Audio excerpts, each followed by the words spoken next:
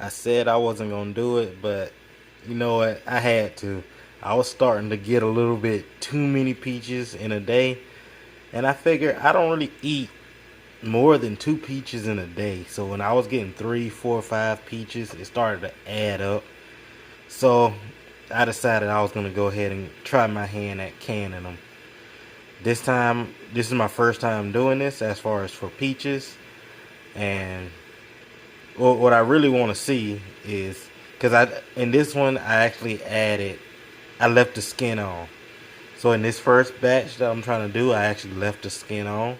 I'm gonna see how that works out because peeling those skins are annoying, and I actually like eating the skin anyway. So hopefully that doesn't come back to bite me. Maybe this canning process does something weird with the skin. I don't know, but we'll see on the first batch. So I know I said I wasn't gonna can this year because we weren't getting enough peaches. Fortunately, and unfortunately, unfortunately, I didn't tell the truth because as you see, these are canned up. Fortunately for me, I had enough to can, so we canned some. I could do one thing I could do better is I could get the bubbles out because they didn't go all the way to the top. Like I had the water at the top when I canned it, but now, as you can see, the water dropped after I canned it. I'm not really sure if that's good or bad or if that's something super important. I believe that if there's like part of the fruit that's showing that's gonna show age faster than what's in the water, but I don't know. I don't know. I'm just talking out my behind right now. But yeah, other thing I wanted to show y'all is last night, or I can go ahead and say after a couple days, it's been a couple days, I've seen a few plum cuculio bites on my peaches out there. Good thing is on my red havens, and we've already pulled out a ton of red havens, so it's not the end of the world that we're losing some. But I went to dissect it as I always do to see if I can see the worm, to see if it was a successful bite. And I don't believe these are successful bites.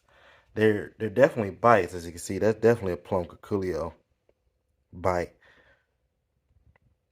but there's no egg in here. There's no worm, no egg. Like if you see through right here, this is where I cut it. There's nothing burrowing in to either one of those cuts. So it's like they're shooting blanks right now as far as the egg laying. They're biting, but no eggs in there. So I'm gonna spray another coat of Surround and 7 to see if I can kill that plum cuculio because I still have my contender peaches out there that they haven't touched. I think they touched a few on the contender peach, and then I have my Belle of Georgia, and then I have another contender peach that they haven't touched at all. So I want to make sure I get those sprayed up too, because I think what's happening is from my neighbor's peach tree, they're moving from his peach tree over to mine's now, and mine's been protected, and mine have already killed a few plum cuculio.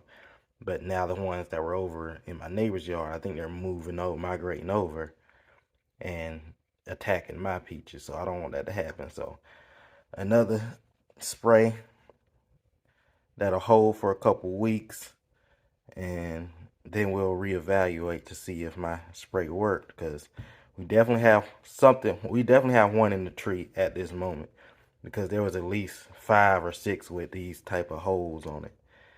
Didn't look like successful holes. They all look kind of the same, but still, I don't want them biting up my peaches because they scare me. They make me think that I need to throw them away. And really something superficial like this where the worm doesn't even get into the peach, I'm gonna still eat that. I'm gonna just cut this little hole off and I can still can it up or still eat it.